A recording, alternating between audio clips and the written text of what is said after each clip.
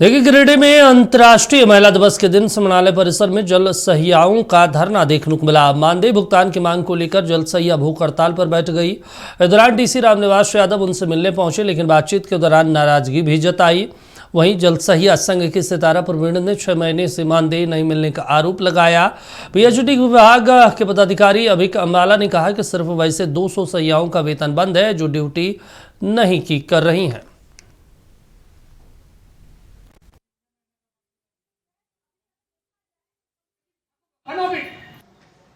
कल महिला दिवस था, तो आज मैंने वीडियो में देखा,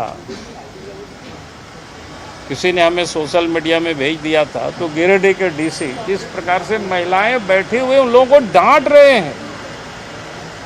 भाई, हम सब लोगों को पता है, अगर किसी का जन्मदिन होता है, किसी का कोई उत्सव होता है, तो कम से कम उस दिन तो लोग प्रेम से बात करते हैं, शालीनता से बात करते हैं। लेकिन गिरिडीह के डीसी जिस प्रकार से महिलाओं से डांट कर रही थी, गाली गलौज कर रहे थे, तो मैं समझता हूं कि भाई क्या हो गया है प्रशासन को। 6 महीना पूर्व ही हमारा 2000 रुपये जल सहिया को मानदेय राशि मिलती है। वो 6 महीना पहले ही सरकार से आवंटित कर दिया गया था सभी जिलों में, और आवंटित होने के बाद कुछ जल सहिया को दुर्गा पूजा के कौन बताया कि फंड आ गया, आवंटन आ गया? जी सर, प्रपत्र था हमारे पास, और ये आवंटन का प्रपत्र आपके पास है? आवंटन का प्रपत्र था, और यहाँ से भी कंफर्म हुआ, जिला से भी कंफर्म हुआ कि नहीं, पैसा आप लोग का आ गया। कितना राशि आया है सर? 2000 रुपये करके 12 माह का राशि आया हुआ था। 2000 रुपया पर जल सहिया 12 महीने? हाँ, 12 महीना। टोटल कितना आया था? टोटल 24,000 रुपये आया हुआ था। जी सर, तो उसमें से कुछ को 10,000 दिया गया, किसी को 12,000 दिया गया, मतलब लगभग करके 22,000 का पेमेंट कर दिया गया था। और जो बाकी जल सहिया थे उन लोगों का नहीं किया। उसके चलते हम लोग सर, जो टीम थे वो बार बार सर से मिल रहे थे कि सर कम से कम होली में, 6 महीना का तो छोड़ दीजिए, रेगुलर है, होली में हम लोगों ने कहा था कि जो अब बकाया है अब महिलाओं को दे दीजिए, क्योंकि एक गरीब ग्रामीण परिवार से एक जल सहिया आती है, कोई बड़े घर की नहीं है। 2400 जल सहिया में 2200 जल सहिया का पेमेंट हो चुका है, और जो 200 जल सहिया हैं जो कम्प्लीटली इनएक्टिव हैं, जो कोई कार्य नहीं कर रही हैं, ना मीटिंग में आती हैं, ना ट्रेनिंग के लिए आती हैं, ना एफटी के किट लिए हैं, वैसे जल सहिया का भुगतान नहीं हुआ है। तो इन लोग का जो ये है, पता नहीं किस मैटर पे लेके इन लोग यहाँ बैठी हैं, पर ये है कि 2200 जल सहिया का पेमेंट हो चुका है, जो कार्यरत हैं, जो एक्टिव हैं और जो टाइमली रिपोर्ट जमा करते रहती हैं। 200 ऐसी जल सहिया हैं जो कुछ भी कार्य नहीं कर रही हैं, उनका सिर्फ पेमेंट। चलिए, इस पर ज़्यादा जानकारी के साथ हमारे सहयोगी नवीन जुड़े हुए हैं। नवीन, जिस तरीके से गिरिडीह में मामला देखने को मिला, डीसी साहब भड़क गए और महिला दिवस का मौका था, महिलाओं ने अपने अधिकारों की बात की, लेकिन डीसी साहब भड़क गए। उसकी गूंज आज विधानसभा में भी सुनने को मिला। तमाम नेताओं ने विधानसभा में क्या कुछ कहा है इसको लेकर?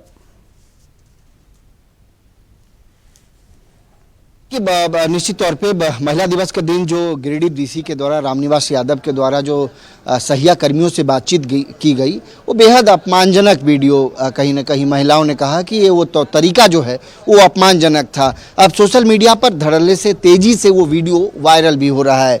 बाबूलाल मरांडी ने इस मुद्दे को लेकर आज सरकार को सदन के अंदर भी सवाल उठाए, और सदन के बाहर भी मीडिया कर्मियों से बातचीत करते हुए उन्होंने कहा कि ऐसे अधिकारी जो सरकार की सुन नहीं रहे हैं, सरकार के मिट्टी पलीत कर रहे हैं, ऐसे अधिकारियों को कान पकड़ के उठक बैठक कराना चाहिए।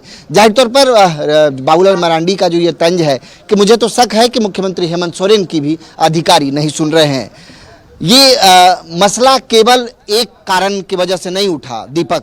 आप देखेंगे कि रजरप्पा में जो घटना घटी, जो श्रद्धालु के साथ जो मारपीट की गई, वो वीडियो भी बेहद ही निंदाजनक वीडियो रहा। इस मामले को लेकर के राज्य में अलग अलग तरीके से जो है सवाल उठाए गए सोशल मीडिया पर। ये मीडिया के इस वीडियो के वायरल हो जाने के बाद रामगढ़ पुलिस पर भी सवाल उठने लगे कि आखिर श्रद्धालु के ऊपर कैसे इस तरीके की हमला पुलिस कर्मियों के द्वारा की जा सकती है।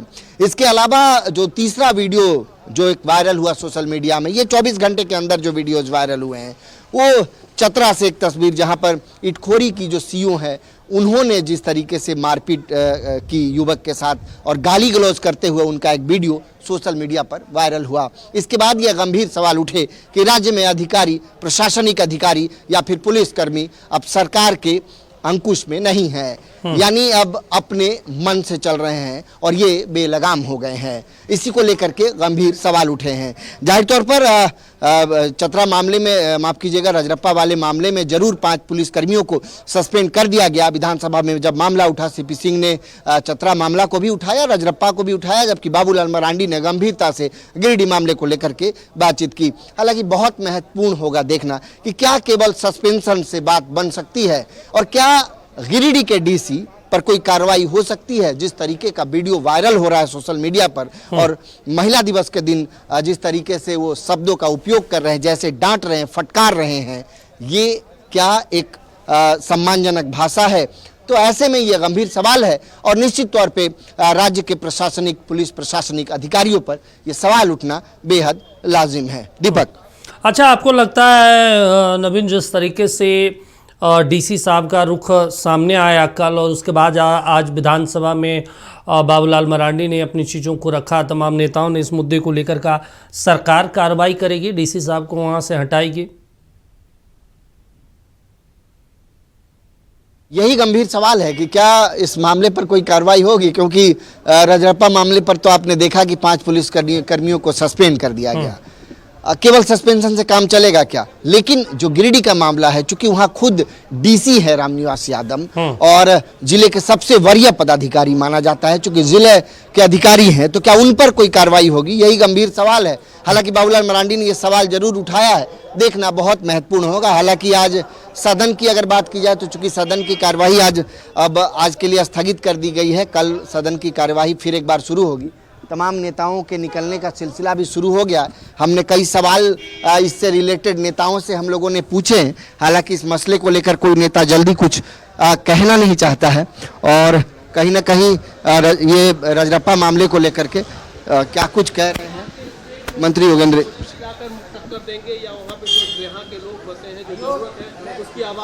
लीडरशिप कहाँ का होगा यह विषय नहीं है। विषय यह है कि असम की जनता का जो हक अधिकार छीना जा रहा है, उन लोगों का डिमांड पर, उन लोगों का जो पीड़ा है, उनको दर्द को निवारण करने के लिए झारखंड मुक्ति मोर्चा आगे कदम बढ़ाएगी।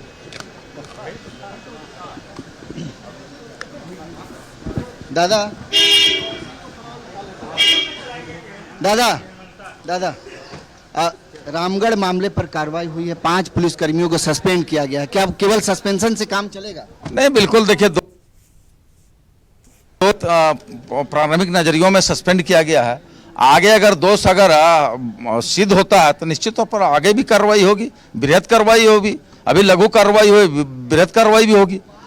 हमारी सरकार, हमारी पुलिस निसंदेह दुर्भावना से बिना ग्रसित हुए और ईमानदारी पूर्वक कार्य करेगी। अगर पुलिस कर्मियों की गलती होगी तो निश्चित तौर पर बड़ी कार्रवाई भी होगी। देखिए, मंत्री योगेंद्र प्रसाद थे और जाहिर तौर पर उन्होंने बहुत स्पष्ट कहा है कि जो कार्रवाई की गई है, जो सूचना मिली, जो वीडियो वायरल हुए, उसके आधार पर फिलहाल पुलिसकर्मियों को सस्पेंड किया गया है। इस मामले की जांच हो रही है। जांच में अगर गंभीरता पाई जाएगी जांच में, तो उसके बाद गंभीर और बड़ी कार्रवाई भी करने के लिए सरकार तैयार है। देखना बहुत महत्वपूर्ण होगा जिस तरीके से पुलिस प्रशासन और अधिकारियों को लेकर जो सवाल उठ रहे हैं, सत्ता पक्ष के विधायक जो सवाल कर रहे हैं, क्या वाकई राज्य में पुलिस प्रशासनिक अधिकारी, पदाधिकारी, डीसी जैसे अधिकारी, सीओ जैसे अधिकारी बेलगाम हो गए हैं? ये बहुत गंभीर सवाल है। ठीक है, तमाम जानकारी देने के लिए, बातचीत करने के लिए शुक्रिया आपका। तो महत्वपूर्ण जानकारी आपको बता दें, लगातार सरकार की कार्यशैली पर भी सवाल उठ रहे हैं, पुलिस प्रशासन और पदाधिकारियों पर भी सवाल उठ रहे हैं। अब देखना होगा तमाम चीज़ों को लेकर सरकार किस दिशा में आगे बढ़ती है।